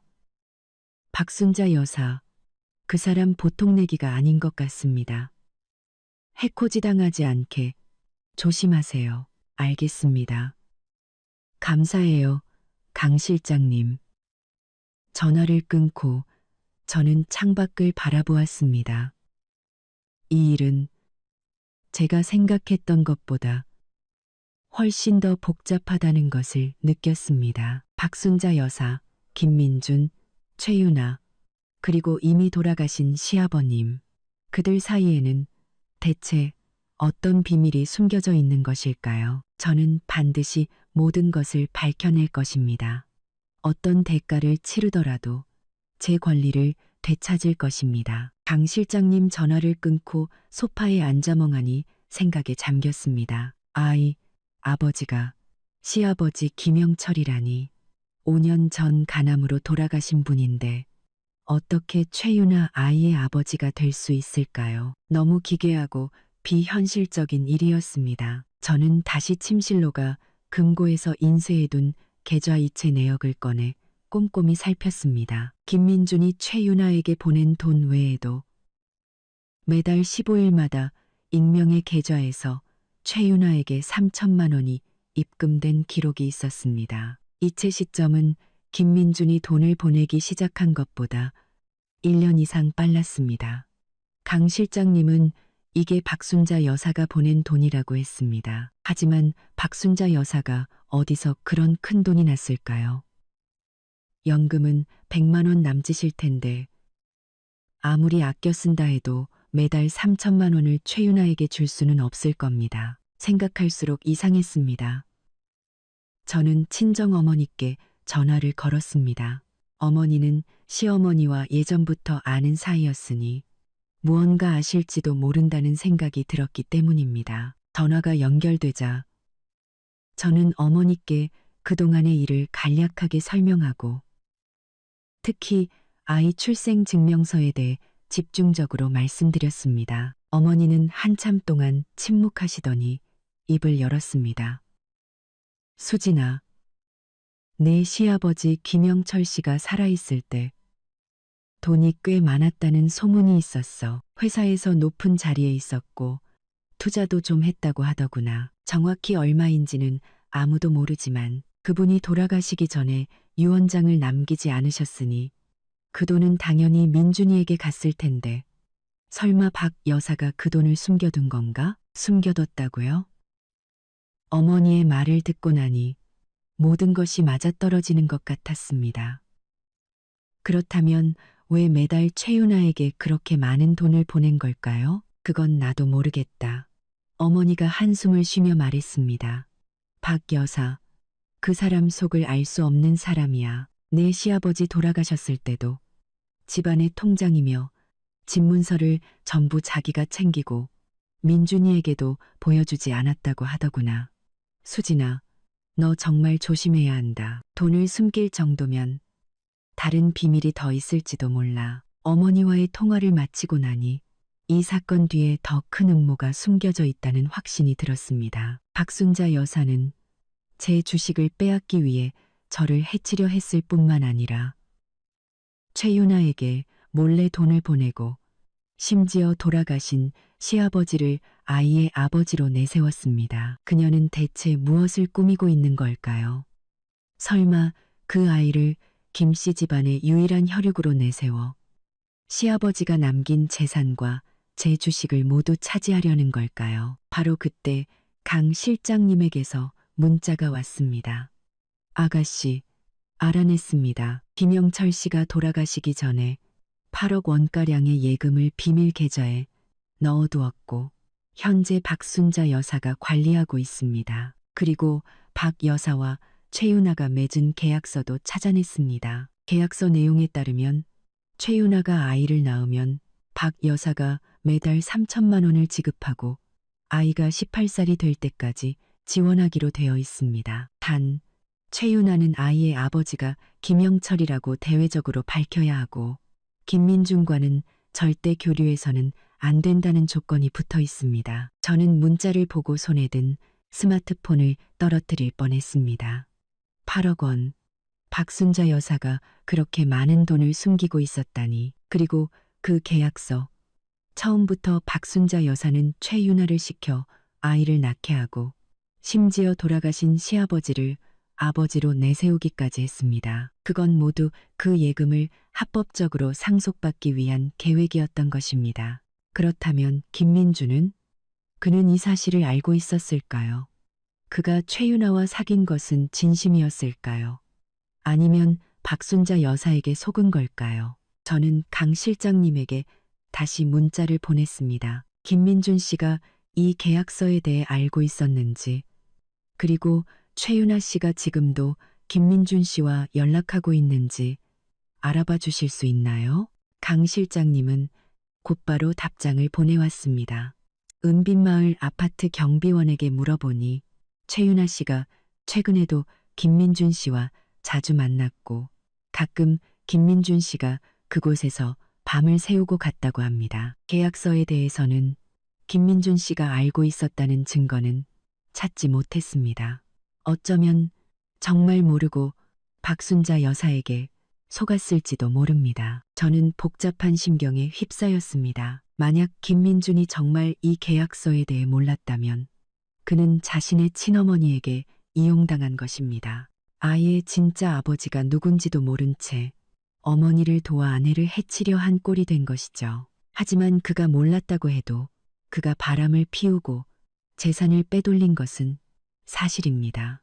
저는 그를 용서할 수 없었습니다. 오후에 김민준에게서 전화가 왔습니다. 그는 전화기 너머로 계속해서 사과하며 최윤아와 이미 이야기를 마쳤고 최대한 빨리 관계를 정리하겠다고 제발 한 번만 더 기회를 달라고 애원했습니다. 저는 그와 긴 이야기를 하고 싶지 않았습니다. 단호하게 말했죠. 김민준 씨, 우리 내일 구청 가서 이혼 서류 접수해요. 만약 동의하지 않으면 당신이 바람 피우고 재산 빼돌린 증거를 전부 법원에 제출할 거예요. 그렇게 되면 당신은 빈털터리가 될 뿐만 아니라 법적 책임도 져야 할 거예요. 김민주는 제가 이혼하겠다는 말을 듣고는 당황해서 어쩔 줄 몰라 했습니다. 수진아, 제발 그렇게 단호하게 굴지 마. 우리 수년간의 정이 있는데 어떻게 이렇게 한 번에 끝낼 수 있어. 내가 잘못했어. 고칠게. 제발 한 번만 더 기회를 줘. 기회는 이미 줬어요. 당신이 걷어찬 거지. 저는 차갑게 말했습니다.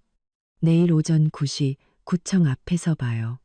만약 안 나오면 뒤실은 알아서 감당해요. 저는 그렇게 말하고 전화를 끊었습니다. 다음 날 아침 저는 약속 시간보다 30분 일찍 구청 앞에 도착했습니다.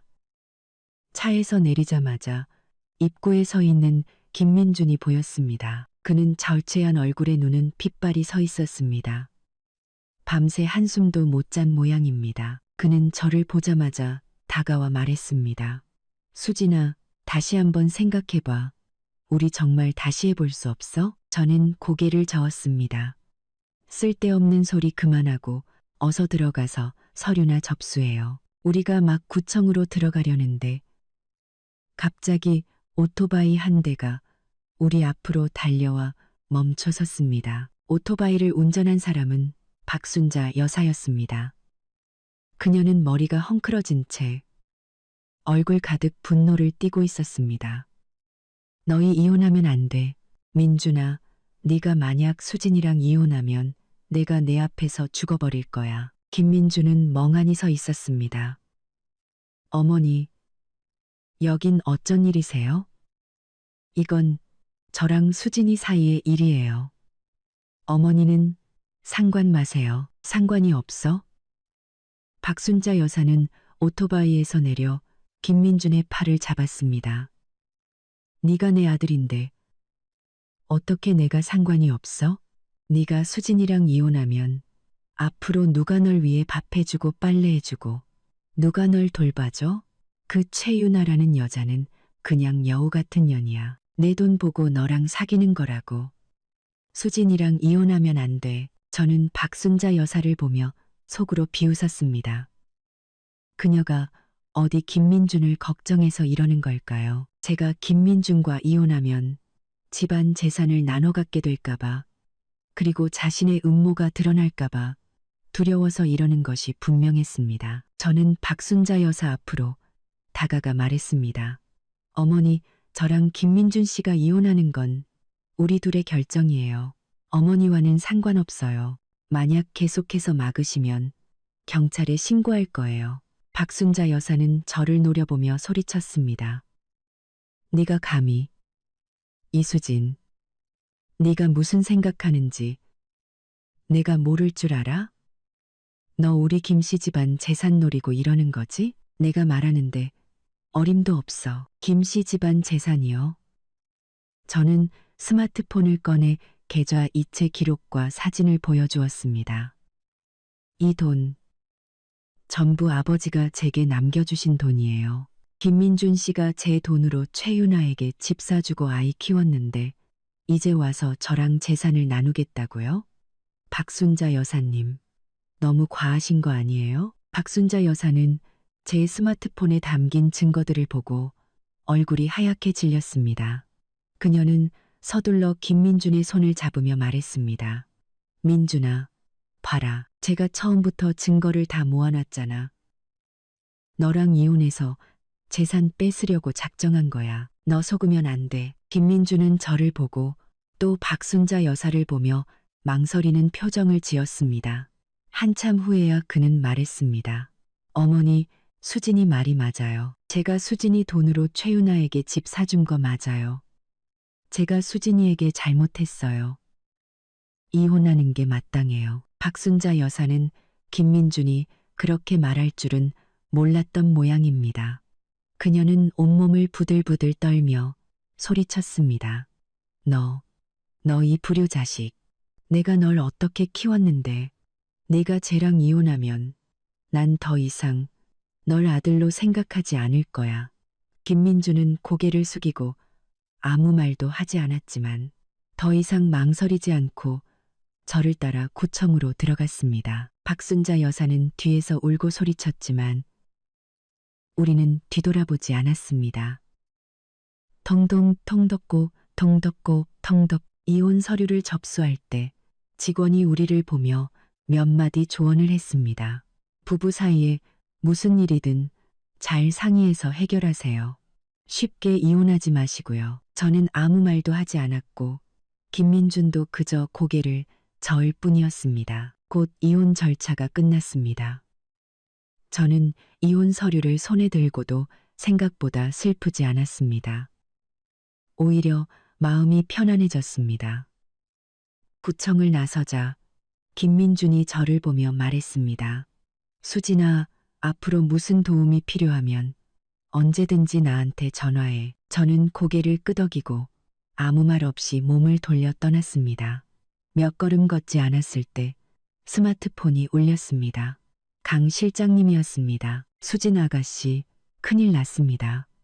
최윤아 씨가 아이를 데리고 회사로 찾아가서 김민준 씨를 찾고 있습니다. 회사에서 난동을 부리면서 김민준 씨가 무책임하다고 책임을 지라고 소리치고 있답니다. 저는 잠시 멍했습니다.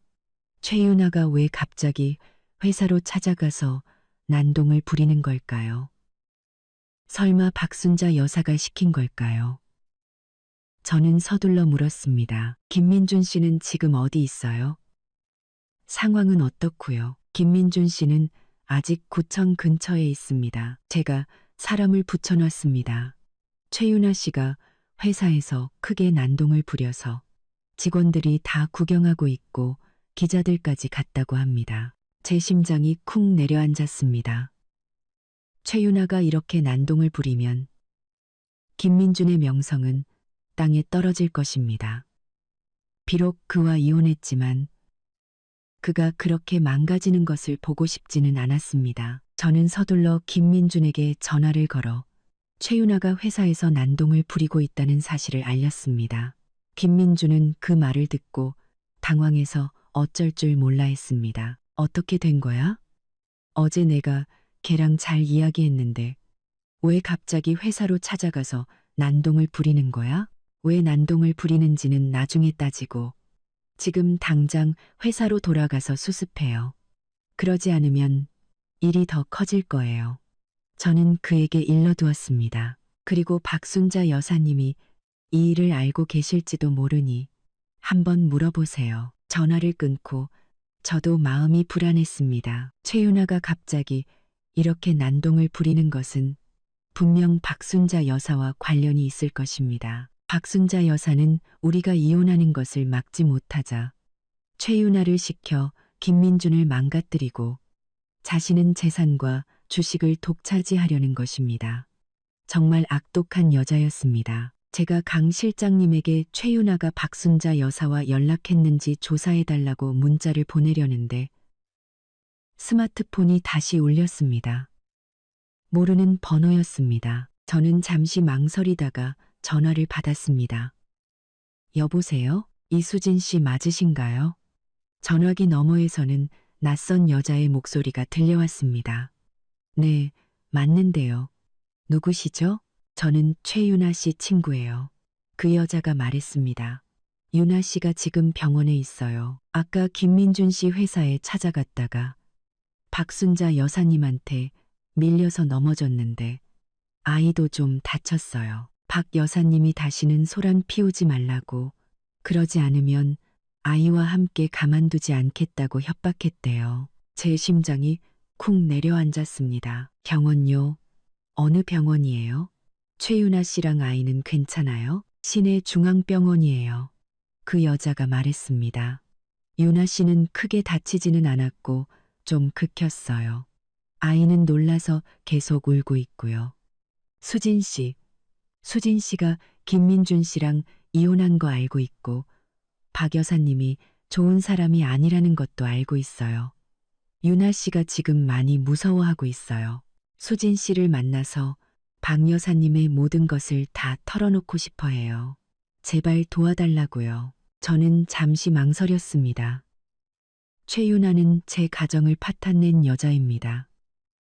하지만 지금 그녀는 박순자 여사에게 괴롭힘을 당하고 아이까지 다쳤습니다. 모른 척하자니 마음이 편치 않았습니다.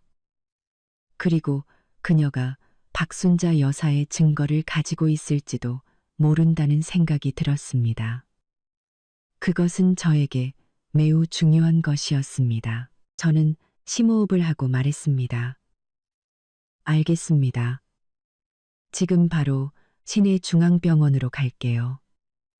최윤아 씨에게 거기서 기다리라고 전해주세요. 전화를 끊고 저는 서둘러 택시를 잡아 시내 중앙병원으로 향했습니다. 가는 길에 강 실장님에게 문자를 보내 그도 병원으로 와달라고 그리고 최윤아의 말이 사실인지 확인해달라고 부탁했습니다. 근전고를 이것이 또 다른 함정일 수도 있다는 것을 알았지만 저는 가야만 했습니다. 박순자 여사의 증거를 찾기 위해 그리고 모든 진실을 밝히기 위해서 말입니다. 택시를 타고 시내 중앙병원으로 가는 동안 마음이 계속 불안했습니다. 최윤아 친구의 갑작스러운 전화, 박순자 여사에게 밀려 넘어졌다는 이야기, 그리고 저를 만나 모든 것을 폭로하겠다는 말까지 모든 것이 너무나도 우연처럼 느껴졌습니다. 마치 누군가 일부러 꾸며놓은 것처럼요. 하지만 사실이든 거짓이든 직접 확인해야만 했습니다. 만약 최윤아가 정말 박순자 여사의 증거를 가지고 있다면 그녀의 모든 음모를 밝혀낼 수 있을 테니까요. 병원 입구에 도착하자마자 길가에서 저를 기다리고 있는 강 실장님이 보였습니다. 그는 검은색 재킷에 야구 모자를 눌러쓰고 있었습니다. 저를 보자마자 그는 다가와 말했습니다. 그는 검은색 재킷에 야구 모자를 눌러쓰고 있었습니다. 아가씨, 간호사에게 물어보니 최윤아 씨는 3층 소아과 병실에 있다고 합니다. 아이는 좀 놀랐을 뿐 크게 다치지는 않았다고 합니다. 최윤아 씨는 팔에 찰과상을 좀 입었고요. 박순자 여사님은요? 저는 서둘러 물었습니다. 아직 병원에 있나요? 강 실장님은 고개를 저었습니다. 아니요. 최윤아 씨를 밀고 바로 도망쳤다고 합니다. 간호사가 택시를 타고 가는 것을 봤다고 해서 그 택시의 행방을 추적하고 있습니다. 곧 소식이 있을 겁니다. 저는 안도의 한숨을 쉬었습니다. 박순자 여사가 없으니 최윤아를 만나는 것이 훨씬 안전할 것입니다. 저와 강 실장님은 함께 3층으로 올라가 소아과 병실을 찾았습니다. 병실에는 최윤아 혼자 아이를 안고 있었습니다. 아이는 아직도 작게 울고 있었고 최윤아의 눈은 빨갛게 충혈되어 있었습니다. 무척이나 서러워 보였죠. 발소리를 듣고 고개를 든 최윤아는 저를 보고는 잠시 멈칫하더니 이내 고개를 숙이고 작은 목소리로 말했습니다. 수진 씨, 오셨네요. 저는 병상 옆으로 다가가 그녀의 품에 안긴 아이를 보았습니다. 동그랗고 통통한 아이는 눈을 감고 있었지만 눈가에는 눈물이 맺혀 있었습니다. 참으로 안쓰러웠죠. 저는 의자를 끌어다 앉으며 물었습니다. 아이는 괜찮아요? 의사 선생님은 뭐라고 하세요? 의사 선생님이 괜찮다고 하셨어요. 그냥 좀 놀랐다고. 최윤아는 눈물을 닦으며 말했습니다. 수진 씨, 죄송해요. 예전에 제가 잘못했어요. 수진 씨와 민준 씨의 가정을 파탄내지 말았어야 했는데 지난 이야기는 그만해요. 저는 그녀의 말을 끊었습니다. 솔직하게 말해줘요. 박순자 여사님이 왜 당신을 밀었어요? 당신에게 무슨 말을 했어요? 최윤아는 심호흡을 하고 아이를 안은 손에 힘을 주었습니다. 사실 제가 민준 씨랑 사귄 건 처음부터 박순자 여사님이 꾸민 일이었어요. 제 심장이 쿵 내려앉았습니다. 역시 제 짐작이 맞았습니다. 강 실장님은 옆에서 녹음기를 꺼내 조용히 녹음 버튼을 눌렀습니다. 2년 전 제가 막 시골에서 올라와 마트에서 계산원으로 일하고 있었어요. 박 여사님이 자주 장을 보러 오셔서 저랑 친해졌죠. 어느 날 그분이 제게 아들 김민준이 결혼 생활이 불행하고 아내가 아이를 낳지 못해서 김 씨 집안의 대를 이을 아이를 낳아줄 착한 여자를 찾고 있다고 하셨어요. 만약 제가 동의하면 매달 100만 원씩 생활비를 주고 아이를 낳으면 2억 원을 주겠다고 하셨어요. 최윤아의 목소리는 점점 작아졌습니다. 그때 저희 집이 너무 가난했고 어머니가 병원에 입원해 계셔서 돈이 급했어요. 그래서 제가 그만 그 제안을 받아들였어요. 저는 주먹을 꽉 쥐었습니다. 박순자 여사는 처음부터 모든 것을 계획했던 것입니다. 돈으로 최윤아를 유혹해 대리모로 삼고 김민준에게는 모든 것을 숨긴 채 말입니다. 그 후로 그분은 저랑 민준 씨를 만나게 해주셨어요. 최윤아가 말을 이었습니다. 민준 씨는 이 사실을 모르니 그냥 연애하는 척하다가 아이를 낳고 나서 진실을 말하라고 하셨어요. 처음에는 싫다고 했지만 박 여사님이 만약 그렇게 하지 않으면 한 푼도 줄 수 없다고 협박하셨어요. 저는 어쩔 수 없이 그분의 말을 따를 수밖에 없었어요. 그럼 아이 출생증명서에 김영철 씨 이름을 쓴 것도 박순자 여사님이 시킨 건가요? 제가 서둘러 물었습니다. 최윤아는 고개를 끄덕이며 또다시 눈물을 흘렸습니다. 그분이 강요하셨어요. 아이가 태어나기 전에 그분이 저를 찾아와서 아이 아버지를 반드시 김영철, 그러니까 민준 씨의 돌아가신 아버지 이름으로 써야 한다고 하셨어요. 그렇게 해야 아이가 합법적으로 김 씨 집안의 재산을 상속받을 수 있다고요. 제가 반대하자 그분은 만약 그렇게 하지 않으면 제 어머니를 병원에서 빼내서 다시는 못 만나게 하겠다고 협박하셨어요. 저는 어쩔 수 없이 그분의 말을 따를 수밖에 없었어요. 이 말을 듣고 나니 분노와 증오가 치밀어 올랐습니다. 박순자 여사는 재산을 위해 돌아가신 남편까지 이용하고 최윤아 모자를 협박했던 것입니다. 정말 악독하기 짝이 없었습니다. 그럼 오늘 왜 김민준 씨 회사에 찾아가서 난동을 부린 거예요? 제가 물었습니다. 박순자 여사님이 시킨 건가요? 최윤아는 고개를 저었습니다.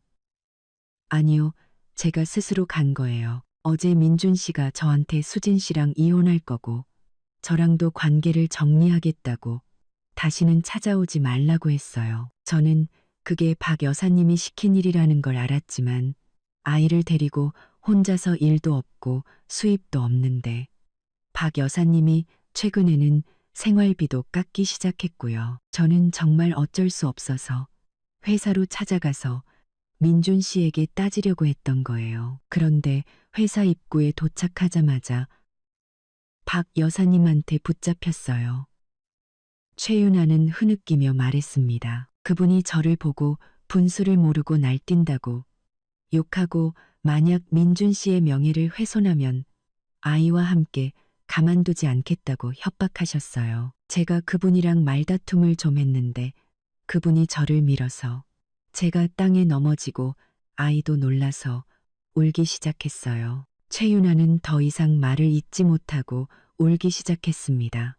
저는 그녀를 보며 복잡한 심경에 휩싸였습니다. 그녀가 제 가정을 파탄낸 것은 사실이지만 그녀 또한 박순자 여사에게 이용당하고 협박당한 피해자였습니다. 수진 씨, 제가 정말 죄송해요. 최윤아가 울며 말했습니다. 하지만 저는 이제 정말 어쩔 수가 없어요. 박 여사님이 제 어머니의 입원 서류를 가지고 있고 제 생활비도 통제하고 있어요. 제가 그분의 말을 듣지 않으면 제 어머니를 해칠 거예요. 수진 씨가 그분을 조사하고 있다는 말을 들었어요. 제발 저 좀 도와주세요. 그분에게서 벗어날 수만 있다면 뭐든지 할게요. 경찰서에 가서 증언할 수도 있어요. 저는 그녀의 진심 어린 눈빛을 보고 옆에 있는 강 실장님을 쳐다보았습니다. 강 실장님은 저를 향해 고개를 끄덕이며 그녀를 믿어도 된다는 신호를 보냈습니다. 저는 심호흡을 하고 말했습니다. 알겠어요. 도와줄게요. 하지만 솔직하게 말해줘야 해요. 박순자 여사님이 당신에게 아이를 낳으라고 하고 출생증명서를 조작한 것 외에 다른 일은 없었나요? 예를 들면 그분이 숨겨둔 8억 원의 예금이나 저를 해치려던 일이요. 최윤아는 잠시 생각하더니 갑자기 말했습니다. 아, 맞아요. 박 여사님이 누구랑 통화하면서 갈색병에 든 약으로 당신을 사라지게 만들 거라고 말하는 걸 들었어요. 당신이 없어지면 당신 명의의 주식이 전부 김씨 집안의 것이 될 거라고요. 그리고 그분이 매달 제게 보내주는 돈도 그 비밀 계좌에서 인출한 거라고 하셨어요. 그 돈은 김영철 씨가 남겨준 노후 자금이라 아무도 건드릴 수 없다고 하셨어요. 갈색병. 역시 그라목손이었습니다. 저는 서둘러 스마트폰을 꺼내 이전에 찍어둔 갈색병 사진을 보여주었습니다. 이 병 맞아요? 최윤아는 사진을 보자마자 고개를 끄덕였습니다. 네, 맞아요. 박 여사님 집에서 한 번 봤어요. 옷장 가장 깊숙한 서랍에 숨겨두셨어요. 만약 제가 이 사실을 발설하면 저를 죽이겠다고 협박하셨어요. 이제야 박순자 여사가 저를 해치려 했다는 직접적인 증거가 확보되었습니다. 강 실장님은 옆에서 녹음기를 챙기고 저를 향해 오케이 사인을 보냈습니다. 바로 그때 제 스마트폰이 울렸습니다. 경찰서에서 온 전화였습니다. 여보세요? 경찰관님, 무슨 일이시죠? 이수진 씨, 저희가 박순자 씨의 행방을 파악했습니다. 경찰관의 목소리는 무척 심각했습니다. 그녀가 방금 농약 가게에서 그라목손 한 병을 사서 지금 이수진 씨 댁으로 향하고 있습니다. 지금 어디 계신가요?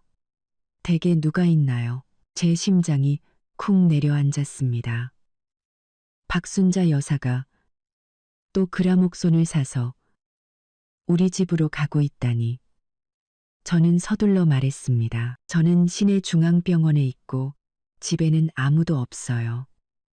경찰관님, 제발 저희 집으로 빨리 가주세요.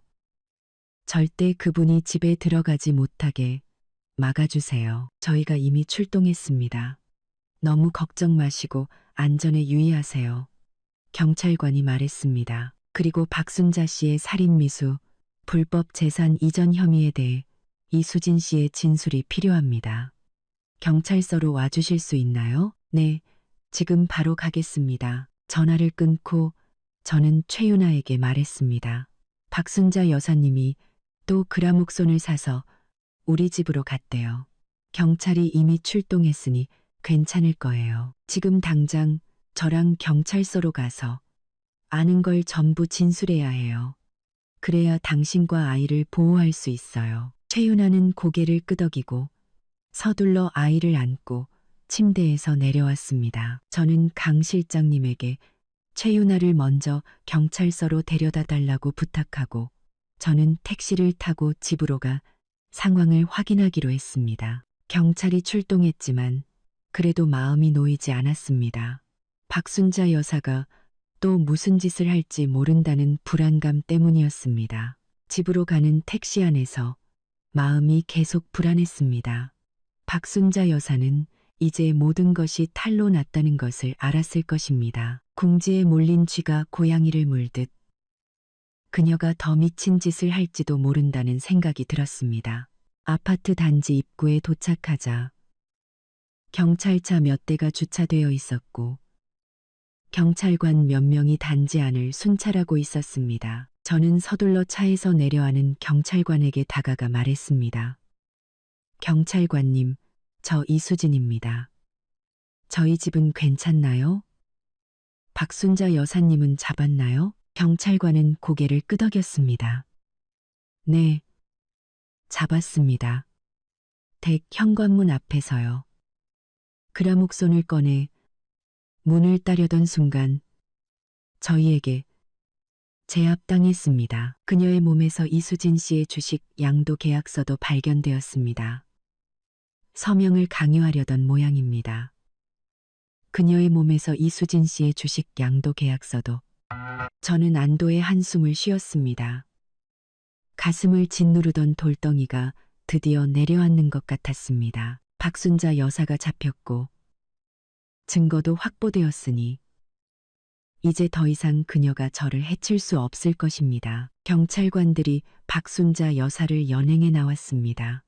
그녀는 수갑을 차고 머리가 헝클어진 채 저를 보자 눈을 부릅뜨고 아크네나게 소리쳤습니다. 이수진, 내가 이겼다고 생각하지 마. 내가 감옥에 가더라도 널 가만두지 않을 거야. 저는 그녀를 보며 조금도 두려워하지 않았습니다. 박순자 여사님, 그렇게 많은 나쁜 짓을 저질렀으니 감옥에 가는 건 당연한 거예요. 걱정 마세요. 제가 민준 씨 잘 돌보고 최윤아 씨와 아이도 도울 테니 더 이상 그들을 해치지 못할 거예요. 박순자 여사는 더 욕을 하려 했지만 경찰관에게 제지당하고 경찰차에 태워졌습니다. 경찰차가 떠나는 것을 보며 저는 마음이 편안해지는 것을 느꼈습니다. 길고 길었던 전쟁이 드디어 끝나는 것 같았습니다. 그때 강 실장님에게서 문자가 왔습니다. 최윤아 씨가 경찰서에서 모든 것을 진술했고 경찰이 최윤아 씨가 제공한 단서를 바탕으로 박순자 여사가 숨겨둔 8억 원의 예금 계좌를 찾아냈다고 했습니다. 저는 그에게 고생하셨습니다라고 답장을 보내고 천천히 집으로 향했습니다. 집에 도착해 문을 열자 집안은 제가 떠날 때와 똑같았지만 제 마음은 완전히 달라져 있었습니다. 예전에는 이 집이 차갑고 계산적인 공간으로 느껴졌지만 이제는 편안하게 느껴졌습니다. 제가 드디어 제 자신을 지키고 진실을 밝혀냈기 때문입니다. 저는 베란다로 나가 창밖의 햇살을 보며 심호흡을 했습니다. 이 결혼 생활이 제게 깊은 상처를 남겼지만 동시에 저를 성장하게 했습니다. 앞으로의 길이 아직 길고 험난할지라도 저는 더 이상 두려워하지 않을 것입니다. 제 모든 것을 지키며 제 삶을 잘 살아갈 것입니다.